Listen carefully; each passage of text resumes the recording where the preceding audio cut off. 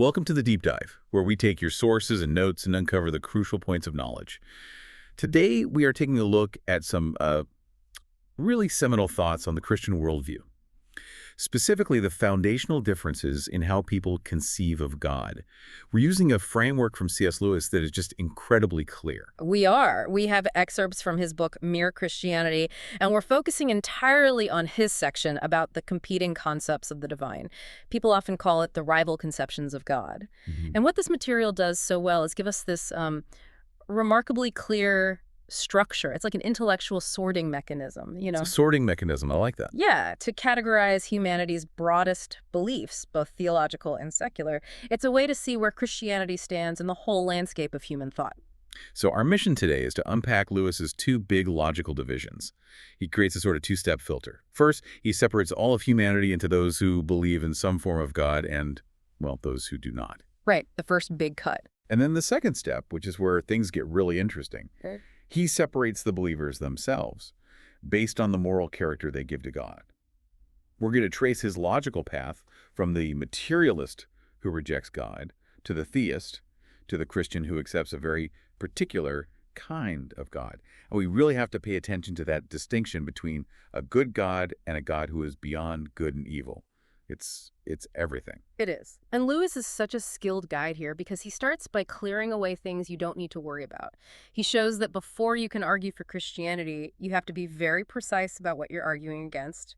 His first moves are surprisingly generous to other worldviews, but then he very quickly draws some very clear, hard lines about truth itself. Okay, let's get into that. Lewis starts this whole analysis with a point that I think catches a lot of people off guard.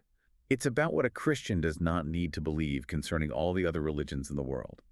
This insight, right at the start, it sets the Christian view apart from the materialist one, and frankly from some less thoughtful Christian views too. It really does. Lewis just states it plainly. He says that if you are a Christian, you do not have to believe that all other religions are simply wrong all the way through. You don't have to think they're entirely foolish or wicked.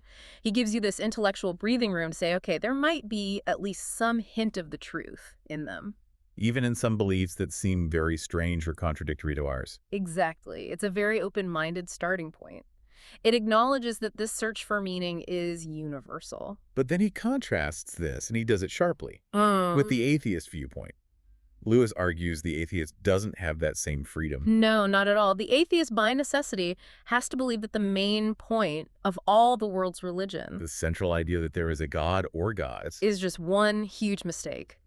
If that basic premise is false, then every single system built on it, no matter the culture, the history, the place, it's fundamentally wrong about the biggest question there is. It's really an issue of intellectual burden, isn't it? It is, and Lewis makes it personal. He talks about his own years as an atheist. Yeah. He said he had to constantly try and persuade himself that most of the human race, across all of time and every continent, was just flat out wrong about this one thing. That sounds exhausting. He found it intellectually exhausting. It's like having to declare yourself wiser than, than all of humanity combined. He says that when he became a Christian, he was able to take what he called a more liberal view. That's such a crucial psychological point. The atheist position requires this certainty, almost a kind of intellectual hubris, you could say, that rejects the broad, common human experience of seeking the divine. But the Christian can affirm the universality of that search. They can recognize that moral instinct that seems to be in everyone without having to validate the specific theological answers other religions come up with. That's it. It recognizes that God hasn't left humanity without a witness to his existence or without that knowledge of a moral standard written on the heart. The moral law. Absolutely. That universal moral law engraved on human consciousness, it means that people everywhere are going to grasp some moral and, sometimes theological truths. We see flashes of it everywhere. But Lewis is very quick to make sure this idea of hints of truth doesn't just slide into some kind of soft relativism. Right. So while Christianity can allow for these hints elsewhere, Lewis is explicit. Being a Christian means that where Christianity differs from other religions in substance, Christianity is right and they are wrong. And this is where he brings in that famous analogy. The arithmetic analogy. Yes. He compares it to doing a math problem. He says there's only one right answer to a sum. All the other answers are just wrong. That's the hard, objective truth. But some wrong answers are closer than others. The nuance is that some of the wrong answers are much nearer being right than others. It's so simple, but it perfectly captures the balance you need. We can appreciate the attempt or the partial accuracy in some ideas we see elsewhere. So a system that emphasizes, say, self-control and charity, that's gotten closer to the right answer than a system that promotes human sacrifice or total nihilism. Of course. But if that system ultimately contradicts the revealed truth of the Christian gospel on the nature of salvation or the identity of Christ, it's still a fundamental error. The truth about God isn't an approximation, it's a singular revelation. That's right. If the correct answer to 2 + 2 is 4, a person who gets 5 is wrong. But their error is a lot smaller than the person who gets 1,000,000. Both are wrong. Both are wrong, but one is clearly near to the truth. The error contains a bigger hint of the correct answer. This logical structure protects the exclusivity of Christ's claims, but it still allows for this broad, intellectual acknowledgement of a shared human morality. And this firm line of thinking leads directly to Lewis's first major division of humanity. We move from how right are other religions to the most basic question of all. Do they even believe in a divine being? Yes, the first big division. Lewis separates the whole human race into the vast majority, who believe in some kind of god or gods, and the much smaller minority who do not. And this alignment is significant, isn't it? It grounds Christianity in the sheer weight of historical and global consensus. It does. He lists ancient Greeks and Romans, modern savages, Stoics, Platonists, Hindus, and Mohammedans. They all fall into that theistic category. History and anthropology are firmly on the side of belief. Which immediately identifies the opposing camp, the minority. Who stand against this huge coalition of historical believers. And Lewis is very specific about who they are. He calls them the modern Western European materialists. That phrase deserves a moment. Modern Western European materialist. Why so specific? Well, you have to remember when he's writing, mid-20th century. This is when scientific positivism and secular philosophy were really taking off in Europe, challenging centuries of Christian thought.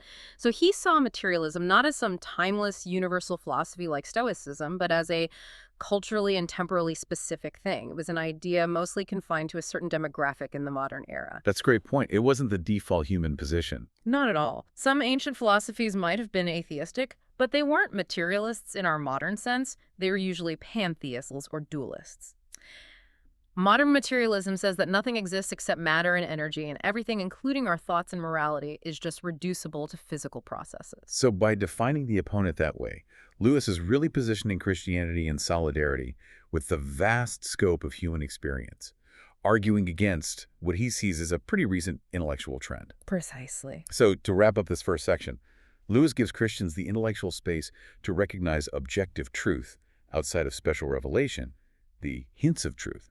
But he insists on the finality of Christian revelation, where it differs, the arithmetic analogy.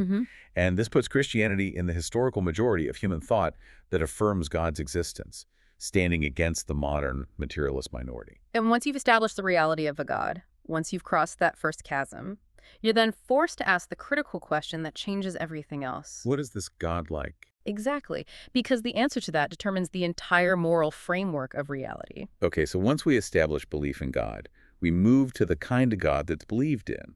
Right. This is where Lewis draws his second, and you could say more critical, dividing line. Right. This is what defines the core theological stakes. It splits all theists into two very distinct, mutually exclusive camps. It's not about existence anymore. Now it's about character and morality. People who all believe in some kind of divine being can be divided based on the sort of character they attribute to that being. Yes. The second separation is between the God who is beyond good and evil and the God who is righteous. Let's start with the first type. Lewis identifies this as pantheism, and the defining idea is a God who is beyond good and evil. This is often, I think, the most difficult concept for people raised in an Abrahamic tradition to really get their heads around. It's so radically different from the biblical God. The core concept here is that God exists outside of, or he transcends, human moral categories entirely. So the distinction we make between good and bad is, according to this view, just a human point of view. It's a temporary relative standard created by our very limited perspective. And the implication is that as a person becomes wiser, they would stop labeling things as good or bad They'd see things more clearly, realizing that everything is good in one way and bad in another. Right, so a famine is terrible for humans, but it might be good for the ecosystem, reducing competition for resources.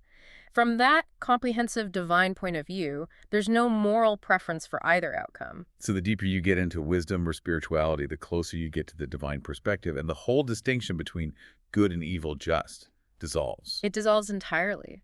The divine nature in this view encompasses all things: light and darkness, health and sickness, joy and sorrow. It holds them all equally, without judgment or preference. It's just pure being. That sounds like a philosophy of total acceptance, really. If the divine view holds no distinction between good and evil, then whatever happens is, by definition, part of that divine flow. It has to be accepted. Precisely. Lewis gives that sharp, illustrative example of the cancer. Ah, yeah. We call a cancer bad because it kills a man, but the pantheists could argue that you could just as well call a successful surgeon bad because he kills a cancer. Which is a perfectly functioning, replicating organism. Right. It all depends on the point of view. From the cancer's perspective, it's just doing what it was made to do. From the human body's perspective, it's a malicious invader. If God is beyond good and evil, he simply is the totality of both actions. He holds no preference for the man's survival over the cancer's survival. It's neutrality at the highest level. It means that morality is an illusion, then. An illusion born of our finite emotional perspective. Yes. If you could see the whole picture, the apparent tragedy or injustice or evil we see would just be necessary components of the total divine reality, with no real moral stain on them. Lewis specifically named the philosopher Hegel and the Hindus as holding forms of this pantheistic view. I think we need to slow down there because the implications of that system, they seem really attractive in a confusing world. Yeah. If you embrace the idea that everything is God, doesn't that remove all fear of judgment? It does. And also, paradoxically, all need for action. It creates a state of what you might call philosophical quietism. If tragedy strikes, the response isn't outrage, it's acceptance. This is just God manifesting itself in a difficult way. The goal isn't to change reality, but to align yourself with it. So it removes human guilt? It removes guilt, but it also removes human responsibility for change. Okay, let's pivot now to the opposite idea. The theistic conceptions. The idea that God is righteous and takes sides. Right. This is the position held by Jews, Mohammedans, and Christians. It's the core of the Abrahamic faiths. The core concept here being that God is quite definitely good or righteous. Yes. This isn't a description of a neutral cosmic force. It's an absolute moral personality with a discernible, fixed will. So this God is active. He has judgments and preferences. He takes sides, not arbitrarily, but based on his righteous character. He loves love, and he hates hatred. This is a legislative God, one who wants humanity to behave in one way, the moral way, and not in another. And that establishes an immediate binding moral imperative that isn't temporary or relative. And that's why revelation is so crucial in these traditions. The divine can't be silent on moral matters. The divine must speak, insisting on specific behavior. In this system, tragedy isn't just a manifestation of the divine, it's a deviation. It's an offense or a consequence of disobedience. So this distinction, pantheism versus theism, it's the most vital step Lewis takes after affirming belief in God. Absolutely. It separates those who see God as an impersonal force, the universe as a whole, from those who see God as a distinct, personal, and righteous governor. If God is righteous, he is judgmental. If God is beyond good and evil, he is indifferent. Those are two completely incompatible starting points. And this second division, about the moral nature of God, is actually inseparable from a third difference, which is about the relationship between God and the physical cosmos. Exactly. If God is righteous, he has to be separate from the evil in the world. If he's beyond good and evil, he can be the world. Lewis shows how these two concepts hang together logically. The character of God, then, whether he's moral or beyond morality, that hangs together with a second crucial question: God's relationship to the universe. This is where the Christian emphasis on the creator-creation distinction becomes so vital. And it aligns so strongly with the biblical view of God's absolute sovereignty and transcendence. Let's look at that pantheistic relationship first, since it offers that completely unified picture. Okay. Pantheists usually believe that God animates the universe as you animate your body. That analogy of the universe as a body and God as the soul, it's a powerful one. It implies total unity and dependence. If the universe is the body and God is the soul, then the universe almost is God. And the immediate implication of that is profound. If the universe didn't exist, he wouldn't exist either. So everything you find in the universe, a beautiful ocean or a horrific natural disaster, is inherently a part of God. So there's no outside vantage point from which to judge the system. No, because the system itself is the divine. Evil becomes just an inevitable aspect of the divine nature, like a shadow is an inevitable part of light. The Christian relationship is completely contrary to this. Completely. The Christian idea is that God invented and made the universe. He is not the universe, nor is he dependent on it for his existence. Right, and this is where Lewis uses that other analogy. The analogy detail of a man making a picture or composing a tune. A painter is not the picture. He doesn't die if his picture is destroyed. The work is fundamentally separate from the worker. But if I were a pantheist listening, I might push back there. I might say, but the Creator put his skill, his thought, his very essence into the work. It's an expression of him. How does Lewis handle that idea of putting a lot of oneself into it? He clarifies that. He says the beauty and the interest of the picture or the tune came out of his head. It proceeded from his skill and imagination. But his skill and his being are not in the canvas or in the notes in the same way they are in his mind. The picture is an expression of the artist, but it is not the artist himself. That external relationship is what matters. And this implication of separation is the hinge that the whole biblical worldview turns on. God is separate from creation, transcendent, eternal. Existing independently of what he created. And that separation means he isn't tainted by the flaws of the work. It allows him to stand as the impartial judge and legislator over it.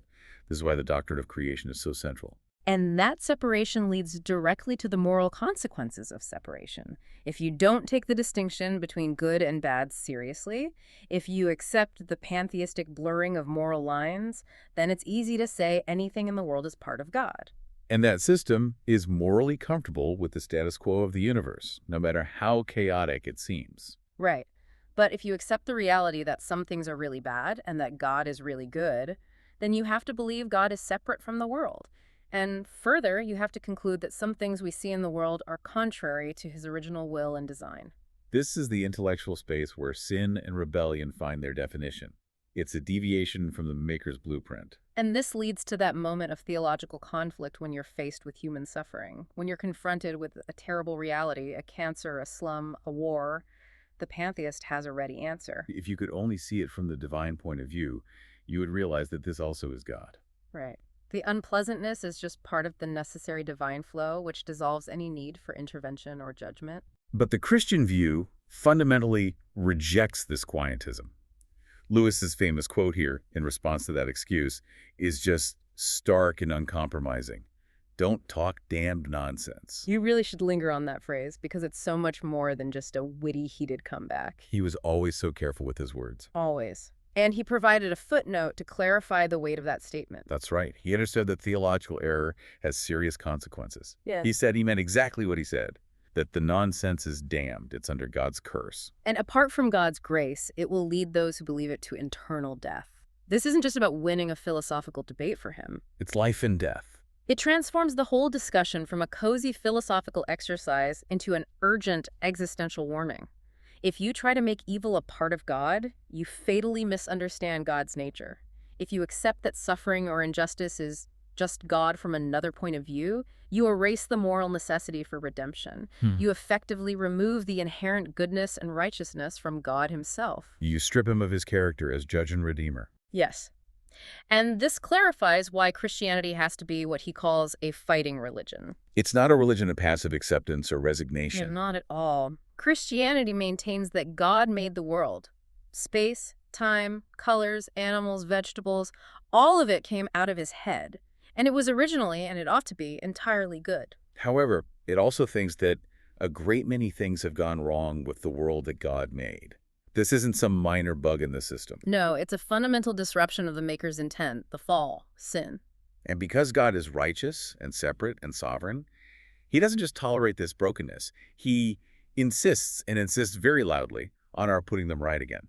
And that is the moral consequence of the creator-creation distinction. The mandate to seek justice, to heal the sick, to confront sin, because these things are fundamentally not part of God and are contrary to his will. So the pantheist says, accept the flow. And the Christian says, fight the flow, because the flow is currently corrupted and contrary to the goodwill of the ultimate reality. The Christian is compelled to change the world precisely because God is separate from it and demands its restoration. So if the Christian response to evil is to fight it, this leads directly to that ultimate ancient question that everyone has to face. If a good God made the world, why has it gone wrong in the first place? And Lewis admitted that for years he just refused to listen to the Christian answers.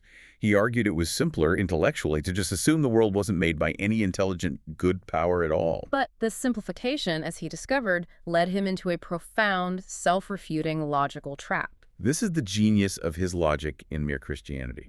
He takes us all the way back to the atheist's initial premise, rejecting God because of injustice, and shows that the premise itself relies on a foundation the atheist claims doesn't exist. Exactly. Lewis makes it clear. His argument against God was never a cold, abstract thing. It was deeply moral, deeply emotional. It was centered on the fact that the universe seemed so cruel and unjust. He wasn't debating physics. He was morally offended by what he saw. And this is where he turns the whole argument inward. He asks this vital, self-examining question. How had he, or any other atheist, even acquired this idea of just and unjust? Where does the standard of justice come from if the universe is just a senseless accident, a collision of particles with no meaning? He introduces the beautiful straight line analogy here. Yes. A man doesn't call a line crooked unless he has some prior idea of a straight line. What was Lewis comparing the universe with when he called it unjust? The whole universe, including himself, was supposed to be part of this senseless show, yet he found himself in such violent reaction against it. It highlights the paradox of the moral critic. If the universe is just chaos, then our feelings about it being cruel are just noise. Chemical reactions in the brain. No objective weight. He uses that analogy of the fish. A man feels wet when he falls into water, because man isn't a water animal. A fish wouldn't feel wet. A fish, being perfectly adapted, wouldn't feel out of place. Lewis's feeling of moral outrage was evidence of being out of place in a universe he was judging as crooked. The implication for the atheist is just logically devastating. If the world is truly senseless from top to bottom, why is the specific part of the show that is you, the observer, able to spot the flaw? How do you have access to a standard that is superior to the thing you're judging? Lewis realized he was caught in a logical vice. He had two choices about his sense of justice, and neither one of them supported his atheism. The first choice was he could have just dismissed his idea of justice entirely, said it was nothing but a private idea of his own. A subjective preference, like preferring one flavor of ice cream. Exactly. But if he did that, if justice was only a private fancy, then his entire argument against God just collapsed. Why? Because the power and the emotional weight of his argument depended on asserting that the world was really unjust, that the moral reality was broken, not just that it didn't happen to please his private fancies. If justice is subjective, then there's no objective ground to condemn the universe. And that's the self-refuting nature of atheism, as Lewis saw it. In the very act of trying to prove that all of reality was senseless, no meaning, no God, no objective standard, he found he was forced to assume that one part of reality, His idea of justice, was full of sense. He had to posit an absolute objective moral standard just to condemn the universe for failing to meet it. He had to stand outside the system to judge the system. He was using the standard provided by the very objective moral reality, the straight line, whose existence he was simultaneously trying to disprove. To say the universe is crooked requires the existence of a straight that is external to the universe itself and external to his own preferences. This leads to his famous conclusion that atheism is too simple. It is.